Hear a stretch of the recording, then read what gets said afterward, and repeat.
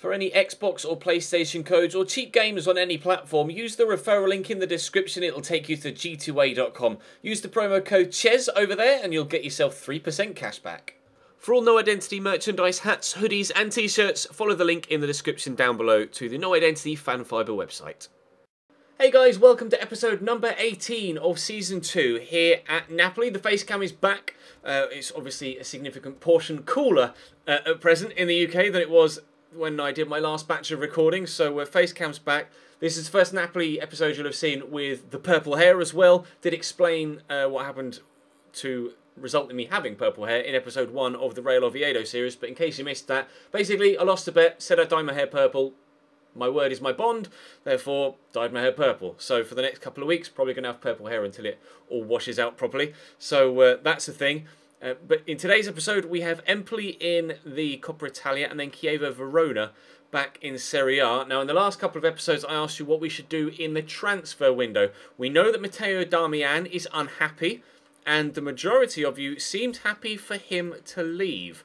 So what I'm going to do is list Matteo Darmian on the transfer list, and the only reason, or the main reason you were happy for him to leave was because we have Azpilicueta, and now that Koulibaly is back fully fit, I can play Koulibaly at centre-back alongside Virgil van Dijk and Husai or Azpilicueta at right-back. So we will be using Azpi now as a full-back, not as a centre-back, as we previously were. So that particular sort of positioning in the centre-back or in the defence as a whole has been changed. But Darmian will leave us and Azpi will play as a right-back or a left-back, probably right back, and then Tonelli and Chiriches will continue on at centre back. We are also looking to sell Albiol. Now, there's been a little bit of a call for Mertens to leave because his overall is starting to drop, but whilst yes, his overall is lowering, his impact in the team is still very good. 9 goals in 22, 7 in 14 in Serie A, 1 in 2 in the Europa League. So whilst his overall is continuing to decline, his impact on the first team is still good enough. So I'm going to leave Dries Mertens there for now, and what I'm going to do is look for a midfielder. Whether that be a cam, centre mid or CDM, I'm at present not sure. There's been a lot of call in the comment section for someone like Fabinho, for Isco perhaps, or even someone like Marco Verratti. We still have Asensio on the shortlist from previous transfer windows. So I think we're going to be looking at a centre mid more so than anyone else, but if things change throughout the window, then we will have to act accordingly, of course. We currently have about £36 million or £35 million in the transfer budget, with players like Albiol and now Darmian ready to sell. So we could raise maybe another 20-ish, maybe a little bit more if I sort that. We obviously have Lisicki to sell as well, but he's not worth anything. But Darmian and Albiol, so we could raise around about 20 million and another 160 odd thousand pounds in the wage budget. So we would have around about 55 to 60 million to spend once those two players leave. So there is definitely room for a big name signing, but who that big name signing will be remains to be seen. I'm going to play Empoli here in the Cup and play a rotation side, and then we'll play Chievo Verona in the league with my full strength team, and then we've got about a week's break so we can maybe get some transfer business done towards the end of the episode. But drop this one a like if you enjoy. Subscribe to the channel too to make sure you don't miss out on any more of this series. Of course, the new Real Oviedo Career Mode RTG series that started at the weekend. There would have been an episode earlier on today. There was an episode yesterday, and the first episode went up on Sunday too. So check those if you missed them. But for now, let's take on Empoli, do a little bit of transfer business, take on Chievo Verona, and end with hopefully a better idea of what sort of figure we'll have to spend on a new signing. And do continue to let me know your thoughts transfer-wise in the comment section down below too. See, into Zielinski through there. I'm going to dink this with Ben Yedder. It is going to reach Marco Rog, and he surely will give us a 1-0 lead, but he's not going to because the defender is going to do, well, I was going to say do well, but he almost balls that up. Good heavy chest from Allen to get it away from the defender. Ben Yedder tried to lay that across there into Rog in the middle again, but it wouldn't quite fall from him, unfortunately.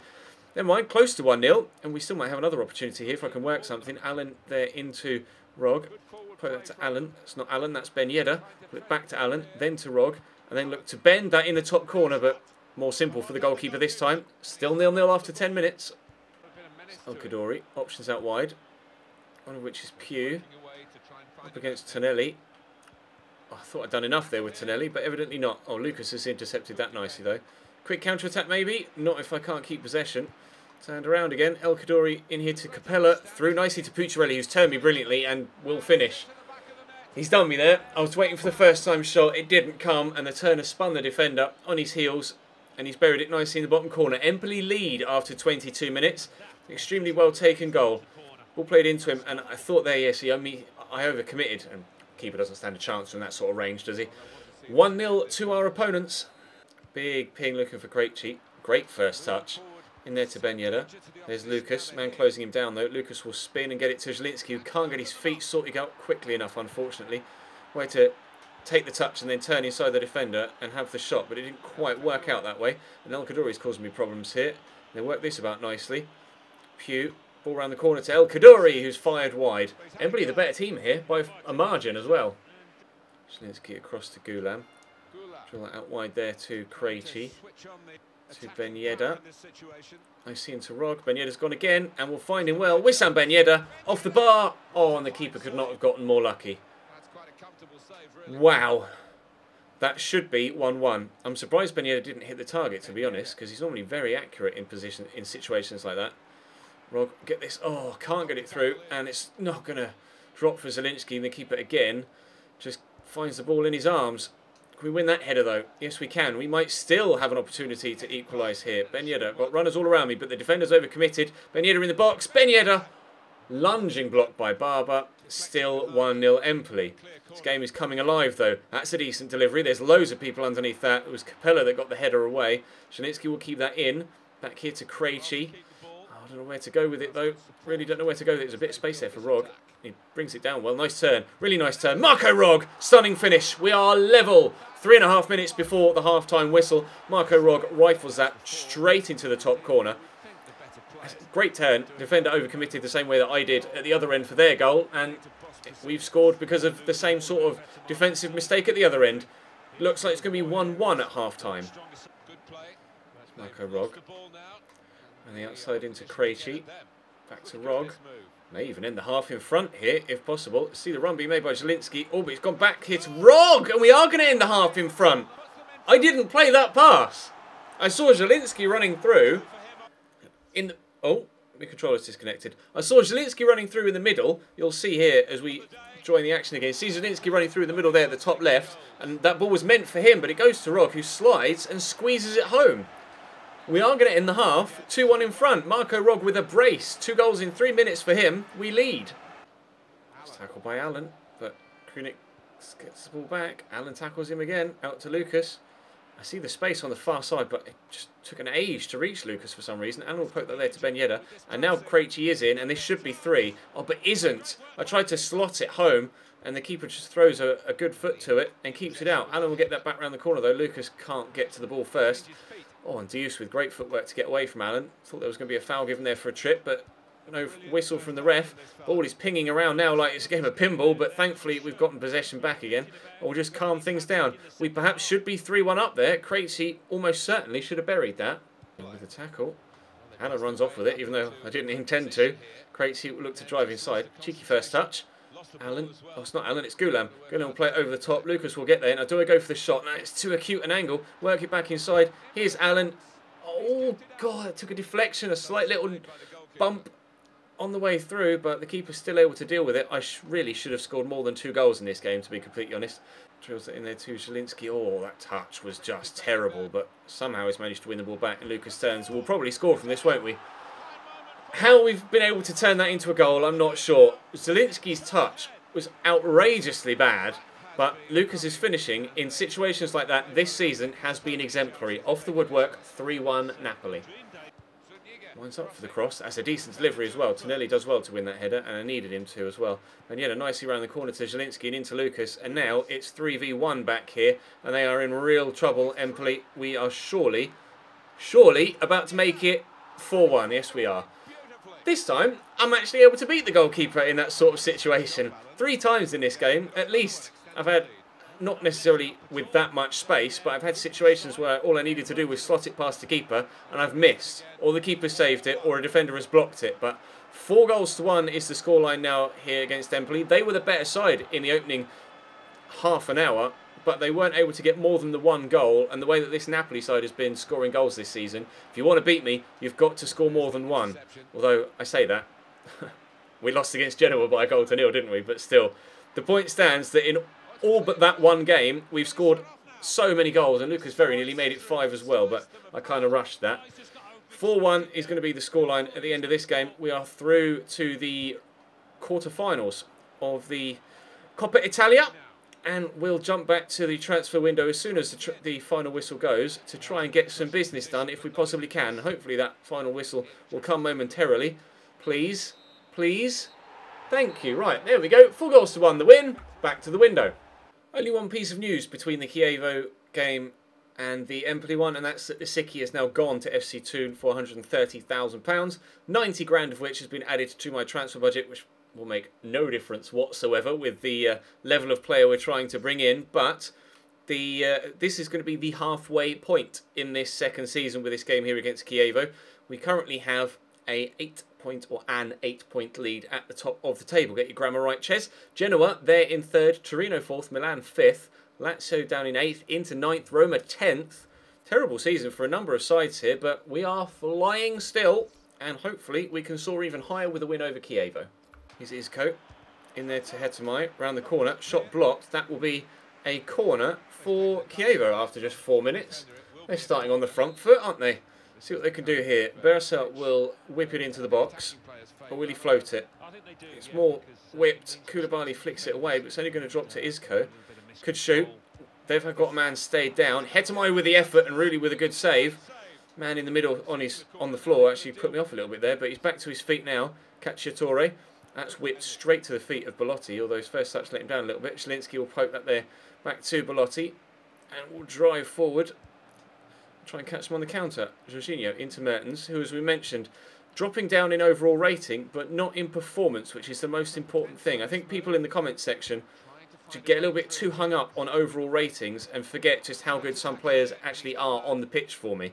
So despite the calls for Mertens to be sold, he will be staying very much put as a Napoli player. Oh, and I'm going to have to pass better than that if I want to cut apart this Chievo backline, no, don't I? Girini. Oh, that little drag back completely sold me there. Inglese with the turn, but Koulibaly's not to be sold by anything like that. And I'm going to quickly get this round the corner to Mertens, but there's no pace on the ball. That's frustrating. I'll try the Berber spin and then look to finesse it. It's a good save by Provedel, their goalkeeper. If that ball round the corner from Belotti had been better, then that surely would have been 1-0. Oh, Dries Mertens wins a header. He scores anyway. Half an hour in, it's Napoli 1, Chievo 0. Clearly, he's heard what I was saying earlier on in the game about his level of performance this season. His 10th goal of the season so far gives us a 1-0 lead. Very shot. Oh, somehow comes away with the ball there. Diawara gets the second tackle in. Belotti. Right, this time we could send Mertens away. Again, though, the weight on the pass just isn't quite right. I'll turn inside and then play it short there to Belotti, who can hit them. And he did hit that, but not very well. Corner for Chievo to come in here from Bersa. Decent delivery. Near post header. Oh, wow. Inglese with the dreamy flick on. You see it a lot in Ultimate Team, but in Ultimate Team it goes near post and the keeper does some sort of stupid, weird save. But that was a more realistic near post flicked header where it's just looped over everybody and into the far side netting. That one, that sort of header from a corner at the near post, I don't mind conceding because that was world class. 1-1. Oh, he's stolen it off the defender there. Belotti was itching to make that. Oh, Belotti, that's disgusting. Slot that home. No, off the post. Insigne's there. No, off the bar. I can't believe it. How have I not scored? Oh, Belotti, what are you doing? Oh, my God. I can't. How have I not scored there? The little dink over the defender from Belotti was outrageous, but then he hits the post. Insigne follows up with an open goal and hits the bar. I'm actually dead. Oh, what a tackle from Zielinski. That was unreal. I'll actually go back to him here and then play that there for Jorginho. Has he got the stamina to get away from Gamberini? It appears so. Can he finish? Yes, he can.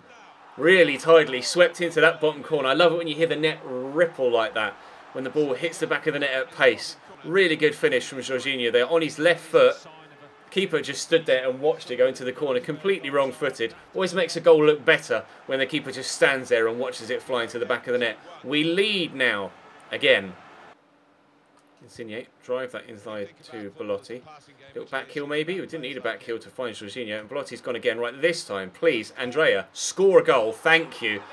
Oh, that relieves my stress a little bit and my nerves. I was thinking that Belotti had maybe just bottled it and decided that he didn't want to score any more goals this season, but he put his foot right through that into the top corner again. Keeper stands and watches.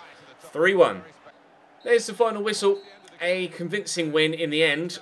Could again have been a multitude more goals had Belotti and Insigne been able to find the back of the net properly, and Chievo probably could have scored some more themselves if they'd learned how to shoot on target. 10 shots, 1 on target, which they scored. Kind of leads you to believe that if they'd got more shots on target, they probably would have scored more goals. But it's a win for us, which will see us remain top of the table, even though we couldn't be caught anyway, at the halfway stage of the season.